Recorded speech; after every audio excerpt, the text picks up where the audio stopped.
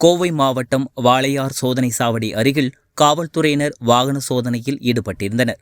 அந்த சமயம் பாலக்காட்டில் இருந்து கோவை நோக்கி வந்து கொண்டிருந்த பேருந்து ஒன்றினை நிறுத்தி ஆய்வு மேற்கொண்டனர். அப்போது நிபின் என்பவரிடம் சோதனை செய்தபோது 6 கிலோ 140 கிராம் எடையுள்ள தங்கக்கட்டிகள் இருப்பதை காவல்துறையினர் கண்டறிந்தனர்.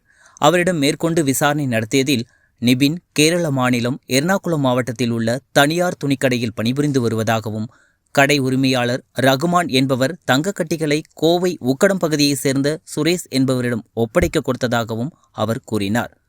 நிபினிடம் உரிய ஆவணங்கள் இல்லாததால் அவரிடம் இருந்து தங்கக்கட்டிகள் பறிமுதல் செய்யப்பட்டது.